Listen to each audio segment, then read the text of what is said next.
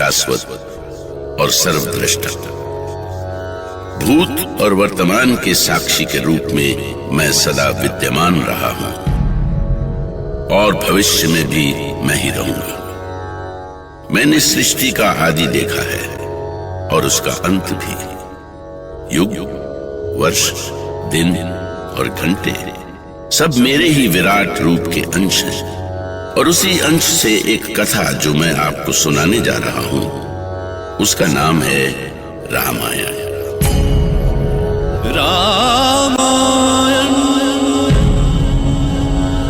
रामायण एक ऐसी कथा जिसको सुनने भर से ही जन्म जन्म के दुख मिट जाते हैं, पाप कट जाते हैं। जिस कथा के नायक हैं प्रभु श्री राम। कमल जैसे नयनों वाले श्री राम पाप का नाश करने वाले हैं, शरणागत का दुख हरने वाले हैं। कैसी अद्भुत लीला है उनकी।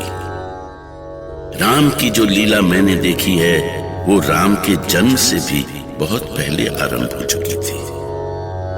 मैंने देखी है ब्रह्मा के पुत्र महर्षि पुलत्स्य की चमत्कारिक लीला और उनका योग बल।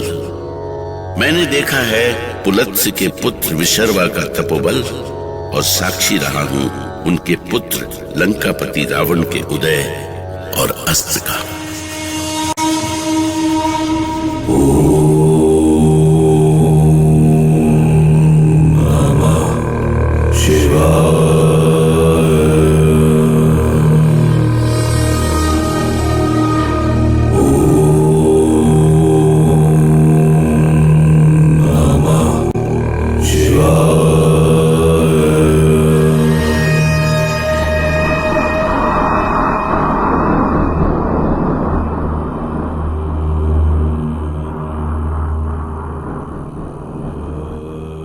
पिताश्री, ये किसका विमान जा रहा है? पुत्र, ये विमान कुबेर का है। तो ऐसा विमान मेरे पास क्यों नहीं है? कुबेर अलकापुरी के सम्राट है पुत्र, इसलिए उसके पास विमान है।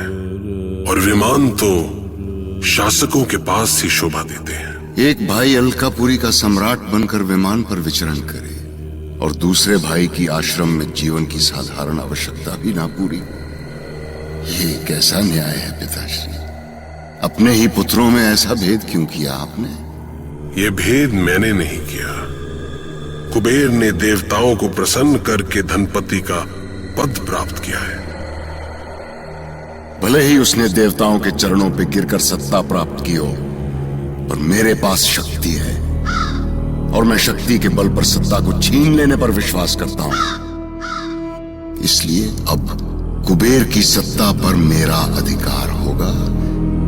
और यदि देवता मेरी विजय के रास्ते में आए तो वो भी मेरे क्रोध से नहीं बचेंगे। कोई नहीं बचा सकेगा उन्हें। रावण ने अपने अहंकार में चूर होकर केवल कुबेर और देवताओं की ही नहीं, यमराज की भी सत्ता छीन ली। एक दिन उसने यमराज को चुनौती देते हुए यमलोक पर आक्रमण कर दिया। तू मृत्यु का स्वामी है ना यमराज, तो बचा ले अपने आप को, बचा ले अपने सिंहासन को। सावधान रावण, ये मत भूल कि मैं मृत्यु का देवता हूँ और तू मुझे चुनौती देकर स्वयं अपनी मृत्यु का कारण बन रहा है। मुझसे बढ़कर इस सृष्टि में कोई नहीं है। यदि रोक सकता है तो रोक ले मुझे। और इस तरह रावण के अत्याचार से भयभीत यमराज को भी अपना सिंहासन छोड़कर भागने के लिए विवश होना पड़ा। रावण का अत्याचार दिनों दिन बढ़ता ही जा रहा था। उसने ऋषि पुत्री वेदवती से बलपूर्वक विवाह करना चाहा। उस समय वेदवती हवन कुंड के सामने बैठी विष्णु को प्रसन्न करने के लिए उनकी साधना कर रही थी। विष्णवे नमः स्वाहा। तो क्या उसने अपने बल से विष्णु भक्त वेदवती को भी हासिल कर लिया? ओम विष्णवे नमः स्वाहा। ओम विष्णवे नमः स्वाहा। ॐ विष्णवे नमः स्वाहा। कैसा सुंदर रूप पाया है तुमने वेदवती। ॐ विष्णवे तुम्हारे इस रूप पर तो सिर्फ रावण का अधिकार होना चाहिए। विष्णवे नमः स्वाहा। सुंदरी कन्या, विष्णवे तुम लंकापति दशानन रावण के रहते हुए भी उस तुच्छ विष्णु की साधना कर रही हो। ॐ विष्णवे नमः कन्या, स्वाहा। तुम मेरी बात ना सुनकर मेरा अपमान कर रही हो। लंकेश को अपनी उपेक्षा स्वीकार नहीं। विष्णवे नमः। अब कर ले साधना, मैं इस हवन कुंड को ही नष्ट कर देता हूँ। किसने दुस्साहस किया मेरी साधना भंग करने का? मैंने, दिग्विजयी लंकापति रावण ने।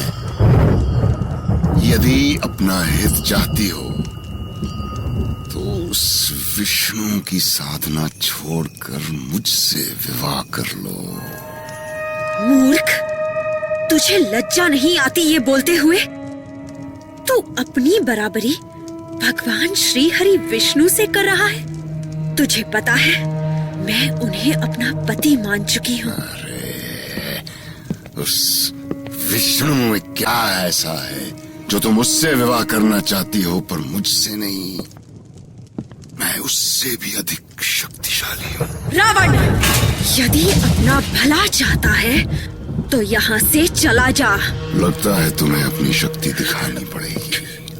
हट जा रावण, आगे मत बढ़ना। चला जा, छोड़ दे मुझे। दुष्ट रावण, मेरे साथ बल प्रयोग करके विवाह करने की तेरी इच्छा कभी पूरी नहीं होगी। इसलिए मैं अग्नि में जलकर अपना जीवन समाप्त कर रही हूँ। पर यदि मेरे तप में बल है तो मैं त्रेता युग में सीता के रूप में जन्म लूंगी और तेरे विनाश का कारण बनूंगी। तेरे विनाश का कारण बनूंगी। इस तरह रावण के अत्याचार से देवता, यक्ष, गंधर्व और ऋषि मुनि सभी पीड़ित थे। हर ओर त्राही त्राही मची हुई थी। अंत में धरती को इस अत्याचार से मुक्त करने के लिए ऋषि मुनि भगवान विष्णु के पास पहुंचे।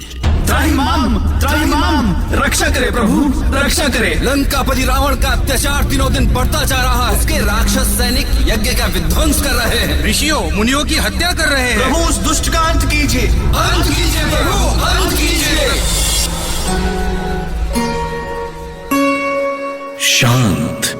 शांत हो जाएं आप सब। अब दशानन रावण का अधर्म और अत्याचार चरम सीमा पर पहुंच गया है। आप लोग निश्चिंत होकर जाएं।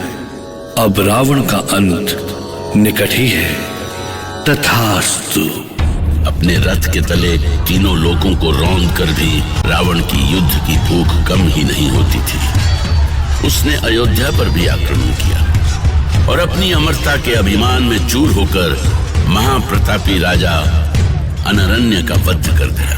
नहीं अनरण्य नहीं, तुझे दशानन के खड़ग की प्यास तो बुझानी ही होगी।